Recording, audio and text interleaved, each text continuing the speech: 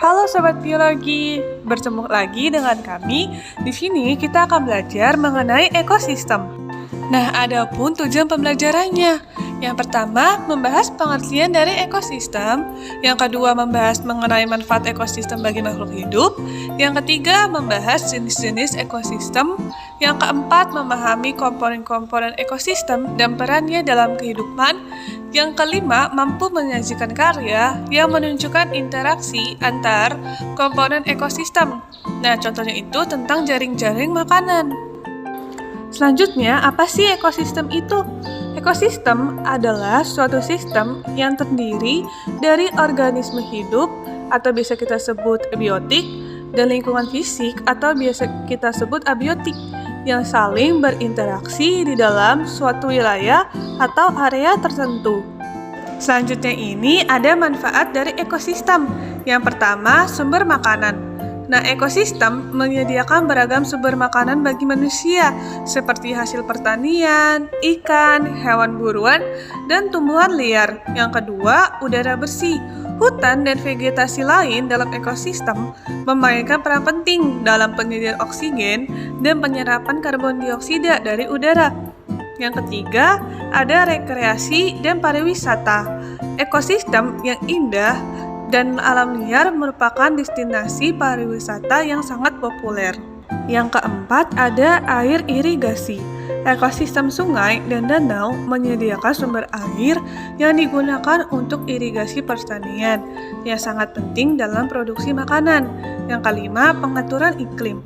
Ekosistem berkontribusi pada regulasi iklim global dengan menyerap karbon dioksida dan menghasilkan oksigen. Yang keenam, ada udara bersih. Hutan dan vegetasi lain dalam ekosistem memainkan peran penting dalam penyediaan oksigen.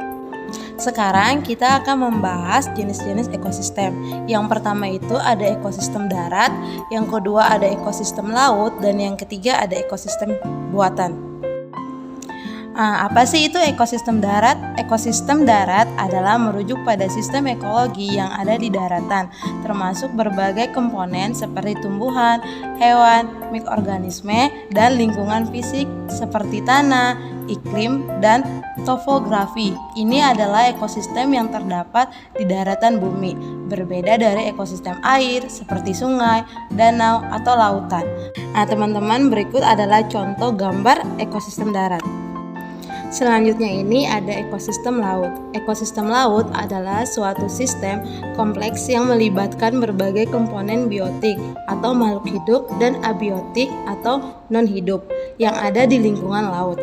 Ekosistem laut mencakup berbagai habitat seperti perairan, dangkal, terumpu karang, laut dalam, dan lautan terbuka. Berikut gambar di samping ini adalah contoh ekosistem laut. Selanjutnya ada ekosistem buatan. Ekosistem buatan atau ekosistem tiruan adalah suatu lingkungan yang dibuat oleh manusia yang mencoba meniru atau mensimulasikan komponen-komponen ekosistem alami. Tujuan dari ekosistem buatan adalah untuk memahami, mengaji, melestarikan, atau memanfaatkan sumber daya alam secara berkelanjutan. Gambar yang di atas adalah contoh ekosistem buatan. Selanjutnya ada komponen ekosistem terbagi menjadi dua, yaitu biotik dan abiotik. Nah, biotik adalah benda hidup ataupun makhluk hidup ataupun tumbuhan misalkan. Dan sedangkan abiotik misalkan benda mati seperti batu, kursi, dan lain-lain. Yuk kita simak materinya. Komponen biotik. Produsen adalah organisme yang bisa membuat senyawa organik dari bahan anorganik untuk dijadikan sebagai makanan. Organisme yang masuk dalam kelompok produsen bisa membuat makanan untuk dirinya sendiri dan makhluk hidup lain, sehingga produsen disebut juga organisme autotrof. Contoh produsen yaitu tumbuhan, gangga hijau, bakteri, dan organisme lain yang memiliki klorofil. Contohnya ada di bawah ini. Selanjutnya ada tingkat konsumen. Kelompok ini tidak bisa menghasilkan makanan sendiri dan membutuhkan peran produsen. Konsumen disebut juga sebagai organisme heterotrof.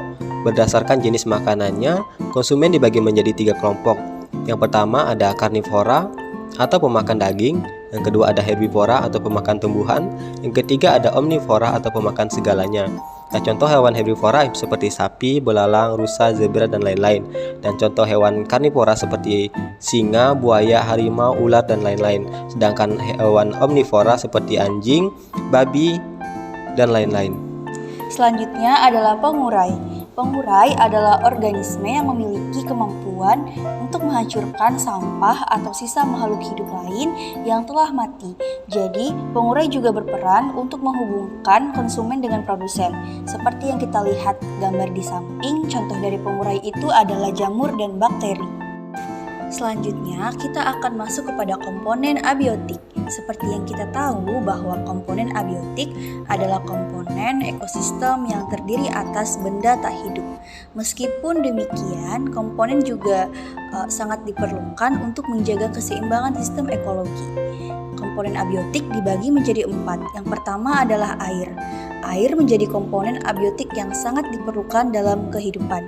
Manfaat air tidak hanya untuk menjaga agar tubuh tetap sehat atau agar tanaman tetap bisa tumbuh.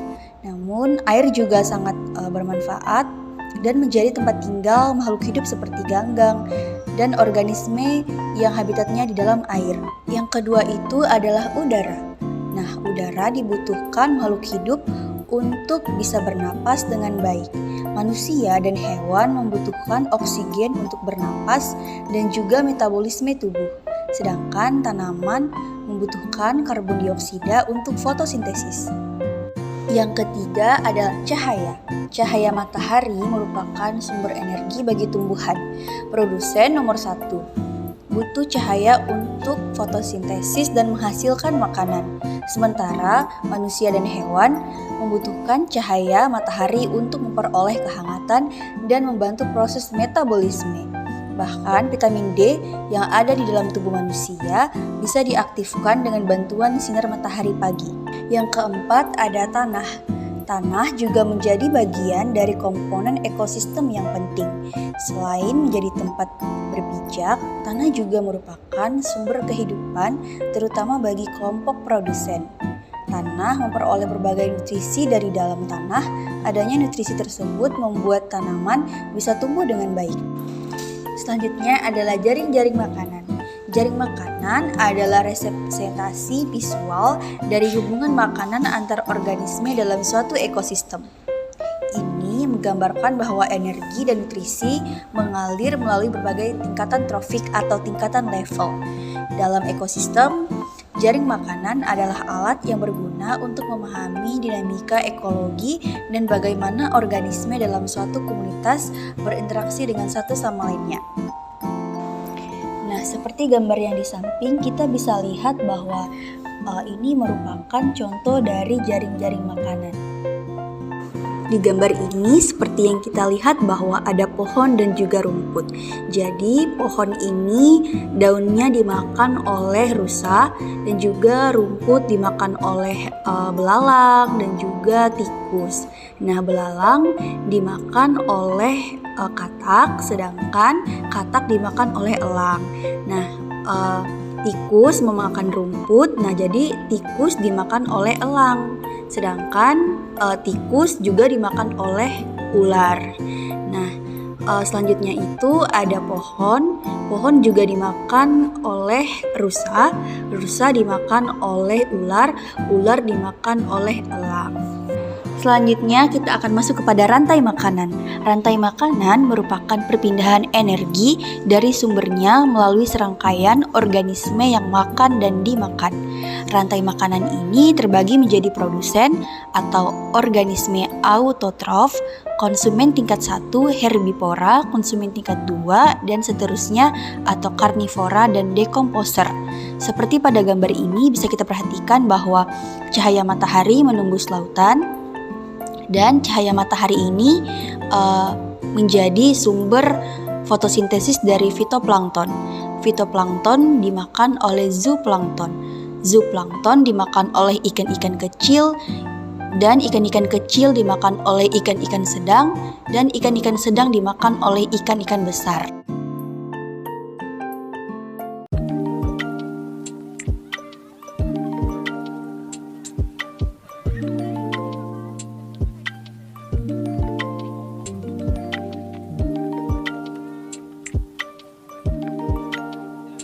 Adapun kesimpulan dari video media pembelajaran ini adalah bahwa hubungan antar makhluk hidup dengan lingkungannya sangat erat dan saling ketergantungan, karena makhluk hidup yang satu membutuhkan bantuan makhluk hidup yang lainnya. Makhluk hidup juga membutuhkan lingkungan untuk membantu memenuhi kebutuhan hidupnya.